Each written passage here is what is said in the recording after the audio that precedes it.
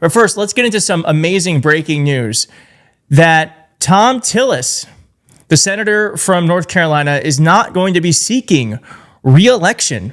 That's right, folks. And we've got some posts here. This one from Nick Sorter saying, breaking, Tom Tillis just announced he will not seek re-election. This comes just hours after Trump eviscerated him. Good riddance, loser.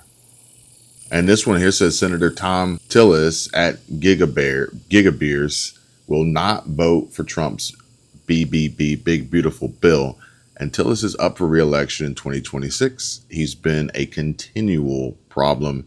TDS sufferer. Vote the rhino out. We don't need another McCain. And so this effectively means that Tom Tillis will be removed from Congress after this current term of his is complete. He will not seek re-election, and his seat will be taken by perhaps maybe a new Republican or maybe a Democrat. We'll have to wait and see. And as Ron Filipkowski noted, this is after Trump trashed Tom last night. He said this. Donald Trump said, numerous people have come forward wanting to run in the primary against Senator Tom Tillis. I will be meeting with them over the coming weeks, looking for someone who will properly represent the great people of North Carolina and so importantly, the United States of America. Thank you for your attention to this matter, like he always says. And one person who's thinking about running is Mark Robinson. You might remember him. Get your pencils out, lick them, and get ready to write this down. It is not going to happen. We are not going to go off into that good night without standing up for our rights. It's time for the law-abiding American patriot in this nation to stand up and say, hell no, we will not go and you will not take them, and we will continue to stand strong for what we know is right. We will protect ourselves. We will protect our children.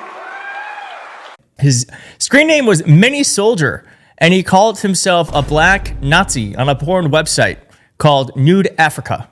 He ran for governor and lost so badly in North Carolina. And I just have to say, Mark, if you're looking to run, please run. Run, Mark. This is your moment. Run for office for sure. Because if you run and you win the primary, we will flip that seat for sure. Here's what Tom Tillis said. Tom Tillis said this of not running in 2026.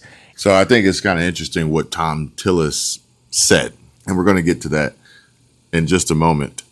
But first, here's some other things that Tom Tillis has said. Thanks for the retirement wishes, Mr. President. This is in response to the News and Observer post that says Trump has embraced North Carolina's Mark Robinson, calling him Martin Luther King on steroids.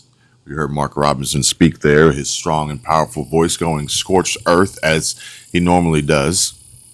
And Tom Tillis says he's looking forward to working with you for a successful 2026.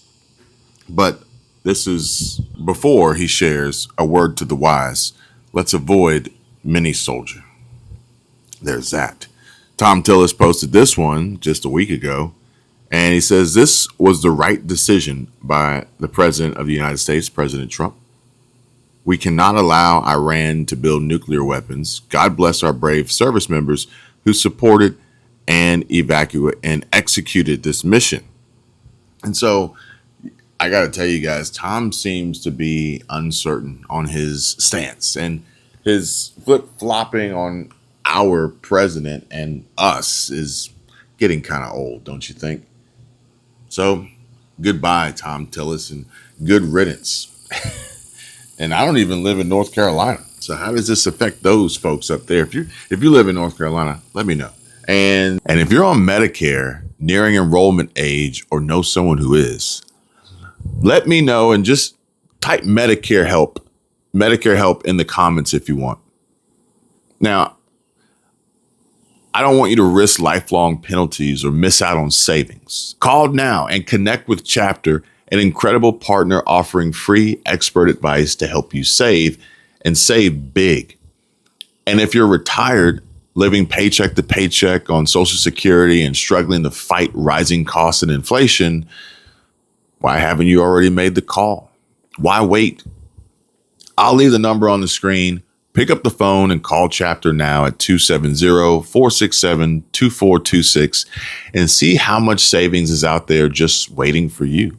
I mean, can you imagine putting hundreds, if not thousands, back into your Social Security? Their experts can help you unlock huge savings. And just imagine, what would you do with some extra cash right now?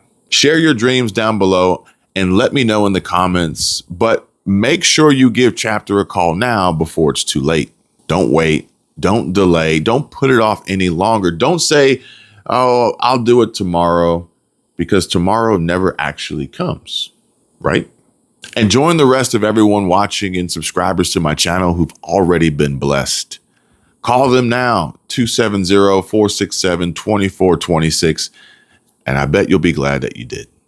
So Tom Tillis, he shares this one. He's responding to Elon Musk here. This is where things get a little wonky. Elon says, yes, a massive strategic error is being made right now to damage solar battery that will leave America extremely vulnerable in the future. And Senator Tom Tillis says, well, folks, Elon Musk is 100% right. And he understands this issue better than anyone. And we should take his warnings seriously. We can't let communist China become the long-term winner. Meanwhile, Silencers says, breaking. China terrifies the U.S. and officially declares, quote, we will stand with Iran.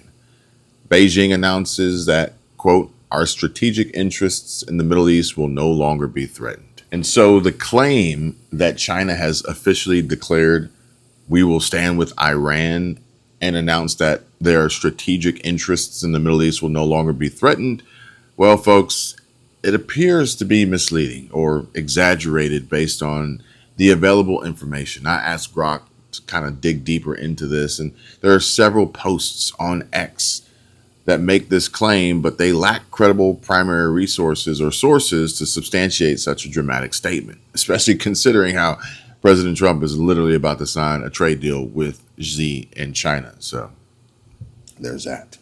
But in contrast, there are counterposts on X clarifying that China has not made such a definitive declaration. And so remember, believe half of what you see, none of what you hear, trust but verify, do your own research. And if you want, come back here, because my whole focus, my goal, my objective, my reason for doing this is to just find the truth and share it with as many people that are willing to hear it, or that the algorithm is willing to share it with. For instance, there's one post that notes that while China has condemned attacks on Iran and expressed diplomatic support for its sovereignty, there's no evidence of a military alliance or a statement explicitly committing to stand with Iran in a confrontational sense. Instead, China's relationship with Iran is primarily economic, centered on a 25-year, $400 billion cooperation agreement signed in 2021, focused on oil and infrastructure. Web sources confirm China's strategic interest in Iran, particularly for energy security and countering U.S. influence, but emphasize Beijing's preference for non-interference and economic engagement over military commitments. And as always, it's about the money. President Trump has been abundantly and explicitly clear about this, and ultimately using the money and using tariffs and using his economic prowess to prevent conflict, promote peace. For example, China has historically maintained balanced relations with both Iran and Saudi Arabia to secure its oil imports and Belt and Road Initiative projects, avoiding direct involvement in regional conflicts. Recent analysis also indicate China's limited leverage in the Israel-Iran conflict and its reluctance to escalate militarily, especially against the U.S. or Israel. And the sensational phrasing in the claim aligns more with social media hype than official Chinese policy, which remains pragmatic and focused on economic stability. Without a verifiable statement from Chinese officials or state media, the claim should be treated as inconclusive and likely overstated. Always cross-check such breaking news with primary sources, as social media can amplify unverified narratives. Funny. Amplification of unverified narratives. As we watch this video, and this is exactly this type of hyperbole and clickbaiting is exactly what this Keith guy does all the time. And just listen to his loaded and stuffed intro to this very video that we are responding and reacting to. Donald Trump made a disgusting pass at a reporter in front of cameras. If he's doing this in front of cameras, imagine what he's doing behind cameras and behind closed doors. I also have Hope Walls, who attacked Laura Ingraham. Zoran Mamdani, he has a message for the Democrats who are in their 80s. Absolutely disgusting. And the thumbnail to the video is even worse. I just want you guys to know. I want you to be aware. And this is no different than Dan Coe posting this trash from CNN that I responded to on my X account. And, you know, on my X account, I posted and I said, you know, talk about hyperbole and telling the whole story at Dank or Dan K. Where's the rest of this segment, including, more importantly, Scott Jennings' response? My advice for Democrats is less hyperbole and more specifics on what people actually care about. Let me give you an example. Scott, you care a lot about the national park system. He's proposing a $1.2 billion cut to national park system. That's the most in the 109-year history of national parks. More specifically, 20 people are being laid off on the Mammoth Cave National Park in Kentucky. 30% of Kentuckians are on Medicaid. 200,000 are going to be losing their Medicaid. 35 hospitals in Kentucky receive disproportionate Medicaid funding, and so they're going to be at risk. And 10% increase in utility bills Kentuckians are going to see. I think when you hear that, I think you're going to care a lot more than just hearing hyperbolic statements from Democrats. These are the games that they play, folks. But I digress. And more on that later, trust me. And I will say this, that I wouldn't be surprised if Elon ended up slashing my X account soon with what I'm about to drop over there. So either way, back to Tom Tillis and this post here. Tom Tillis, Senator Tom Tillis, soon to be former senator, says the facts matter, the people matter. Once he's removed from Congress, he'll no longer be a senator. And the Senate's Medicaid, or a sitting senator, the Senate's Medicaid approach breaks promises and will kick people off of Medicaid who truly need it. And the Senate can make one simple fix to make sure that won't happen. But I got to tell you guys, I don't see Medicaid, after the passing of the big, beautiful bill, kicking people off of Medicaid who truly need it and deserve it. There's this key caveat here of fraud, waste, and abuse that even rhinos like Tom Tillis begin to reveal and show who they truly are by making claims and statements like these. But wait, there's more. It's become increasingly evident that leaders who are willing to embrace bipartisanship, compromise, and demonstrate independent thinking are becoming an endangered species. It's not a hard choice, and I will not be seeking re-election. Hit like on this video if you're glad that Tom Tillis is not going to be in office much longer. And hit like if you're looking forward to us flipping this seat. And there's a lot of chatter online, especially on X, about Senator Tom Tillis's decision not to seek re-election in 2026. And the sentiment among MAGA, Trump-supporting conservatives and Republicans like you and I, seems overwhelmingly negative towards Tillis and positive toward the future of the Senate seat up for grabs. Patriot Lady at Angel Woman 501 calls him a coward and criticizes his 40% voting alignment with Democrats and support for Biden's infrastructure bill, welcoming his departure with a good riddance. Others, like this post, frame it as a Trump effect, suggesting President Trump's influence is draining the swamp by pushing out a perceived rhino or Republican in name only. We have some breaking news here from Tom Tillis, the Republican senator from North Carolina. He has just announced that he is not going to seek re-election in 2026. I'll just read you part of his statement here. He says it underscores the greatest form of hypocrisy in American politics when people see independent thinking on the other side. They cheer, but those same people see independent thinking as coming from their side. They scorn, they ostracize, and even censure them. Now, I should note that Tom Tillis yesterday, he put out a statement and was one of the 2 Republican no's against proceeding to the big, beautiful bill. And you had President Trump absolutely torch him twice last night. There was one very long statement on Truth Social where he said, he's grandstanding, argued that he wasn't really, helping the people of North Carolina. And then a little bit later, President Trump put out another statement saying he was going to be talking to people in the coming days about trying to engineer some sort of a primary challenge against Senator Tillis. And I'll just read you the tail end of the statement here. He says, I still look forward to continuing to serve North Carolina over the next 18 months. I look forward to having pure freedom as I call the balls and strikes I see fit, representing the great people of North Carolina to the best of my ability. Now this also demonstrates a little bit of a trend where you've had some people who are willing on the Republican. Susie Rizzio believes Tillis knows he'd lose, while Sassafras 84 shifts focus to Lara Trump as a potential replacement, sparking some curiosity. A U.S. Senator, I have to ask you, I was there for one conversation that was off the record that you know about, the president knows about, and Eric knows about, and it was a heavy dose of pressure. But tell us where you stand.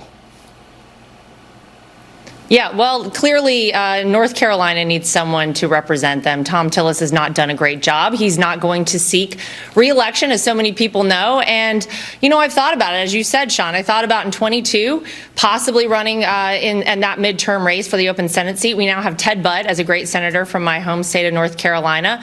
Thought about possibly seeking out, to fill Marco Rubio's big shoes down in Florida. But the timing wasn't right for that. And look, this is new. It's all very fresh. This all happened over the weekend. So there's a lot to process, and there's a lot that would go into this decision. What I can tell you is I have seen how service can impact so many people's lives. I look at my father-in-law as the greatest example of that. And it's a bigger conversation for our entire family to have. And we're not quite there yet. So it's all very fresh and new. But I would love, if I ever have the opportunity to represent the people of my home state in North Carolina, it would be a great honor of mine. Now, look at this statement from Tillis. He expresses frustration with the political gridlock in Washington and prioritizes family time with Susan, his children, and grandchildren over another term. He also laments how many elected officials, including himself, implicitly fail to deeply research policies and their impact, using the example of a young adult in a trailer park struggling to make ends meet. This self-reflection contrasts sharply with the online criticism, which focuses more on his voting record and perceived disloyalty to Trump than his personal reasoning. But as a senator, how can you stand there and argue against a bill if you haven't necessarily yourself done the work and research to truly understand it? But relating this to YouTube, it's interesting to draw a parallel, because I've noticed, much like I'm sure you have too, and how some channels give up when faced with tough algorithm changes, fierce competition, or the temptation to resort to lies and clickbait for views. Tillis's choice to step away could mirror that, opting out when the political algorithm, partisan pressure, and competition being internal party challenges get rough. Now, one thing I would say is that I don't understand why he doesn't run as an independent. Why doesn't he declare himself no longer with the Republican Party and caucus with the Republicans and the Democrats? I think really a lot of the electorate is looking for independent voices right now. And so to run away scared when Donald Trump attacks you, why not show him you've got courage and stand up for the people of your state? But I mean, I don't want to give too much free advice, because I also think we could actually flip this seat and we could have a reliable blue vote in North Carolina. So Tom, sorry to see you go, but please make it quick. Hope Walls. But let me just tell you all this. My resolve to continue to fight for America, Trump, and MAGA echoes my determination to push through those obstacles.